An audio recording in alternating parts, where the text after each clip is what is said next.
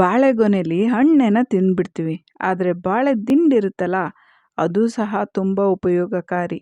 ಅದು ನಮ್ಮ ಹೊಟ್ಟೆಲಿ ಕೂದಲಿದ್ರೂ ಸಹ ಕರಗಿಸೋಂಥ ಕೆಪಾಸಿಟಿ ಇರುತ್ತೆ. ಅಷ್ಟು ಔಷಧೀಯ ಗುಣಗಳು ಈ ಬಾಳೆ ದಿಂಡಲ್ಲಿರುತ್ತಂತೆ.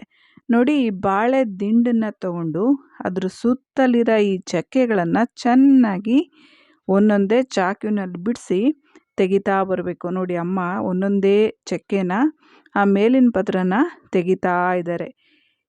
ಈ ಚಕ್ಕೆನ ಫುಲ್ ತೆಗೆದ ನಂತರ ಒಳಗಡೆ ಮೃದುವಾದ ದಿಂಡು ಸಿಗುತ್ತೆ. ಈ ಮೃದುವಾದ ದಿಂಡನ್ನು ನಾವು ಕೋಸಂಬರಿಯಾಗಿ ಬಳಸ್ಬೋದು ಮತ್ತು ಬಸ್ಸಾರು ಸಹ ಮಾಡ್ಬೋದು. ನಾನಿಲ್ಲಿ ಕೋಸಂಬರಿ ಮಾಡೋದ್ರ ಬಗ್ಗೆ ಹೇಳ್ತಾ ಇದ್ದೀನಿ. ನೋಡಿ, ಒಳಗಡೆ ಇರೋ ಆ ದಿಂಡನ್ನು ಸಣ್ಣಗೆ ಹೆಚ್ಚುತ್ತಾ ಬರಬೇಕು. ನೆನಪಿರಲಿ, ಈ ಹೆಚ್ಚಬೇಕಾದ್ರೆ ಸ್ವಲ್ಪ ನಾರು ಥರ ಬರುತ್ತೆ, ಅದನ್ನು ತೆಗೆದಿಡಬೇಕು. ಅದನ್ನು ತೆಗೆದಿಟ್ಟು ಸಣ್ಣಕ್ಕೆ ಹೆಚ್ಚುತ್ತಾ ಬರಬೇಕು.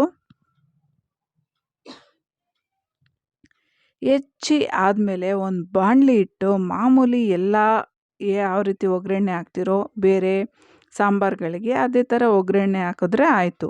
ಸಾಸಿವೆ, ಜೀರಿಗೆ, ಕಡಲೆಬೇಳೆ, ಮೆಣಸಿನ್ಕಾಯಿ, ನಿಮಗೆ ಹಸಿರು ಮೆಣಸಿನ್ಕಾಯಿ ಬೇಕೆಂದರೆ ಹಸಿರು ಮೆಣಸಿನ್ಕಾಯಿ, ಒಣಮೆಣಸಿನ್ಕಾಯಿ, ಈರುಳ್ಳಿ, ಕರ್ಬೇವಿನ ಸೊಪ್ಪು ಎಲ್ಲ ಹಾಕಿ ಸ್ವಲ್ಪ ಸಣ್ಣ ಉರಿಲಿ ನೀರು ಚಿಮುಕ್ಸಿ ಚೆನ್ನಾಗಿ ಬೇಯಕ್ಕೆ ಬಿಡಬೇಕು.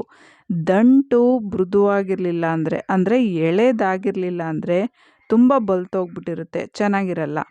ಬೆಂದಾದಮೇಲೆ ಅದಕ್ಕೆ ಕಾಯಿ, ಕೊತ್ತಂಬರಿ ಸೊಪ್ಪು, ರುಚಿಗೆ ತಕ್ಕಷ್ಟು ಉಪ್ಪು ಹಾಕಿದ್ರೆ ಕೋಸಂಬರಿ ರೆಡಿ. ಇದು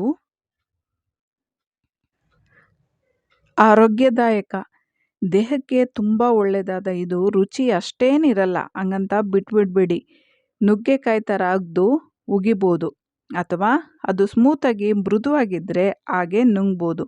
ಒಮ್ಮೆ ಇದನ್ನು ಉಪಯೋಗಿಸಿ, ನಿಮ್ಮ ಹೊಟ್ಟೆಲಿ ಏನಾದ್ರು ಕೂದಲಿದ್ರೂ ಸಹ ಇದು ಕರಗೋಗ್ಬಿಡುತ್ತೆ. ಅಷ್ಟು ಆರೋಗ್ಯದಾಯಕ. Thank you for watching. Thank you.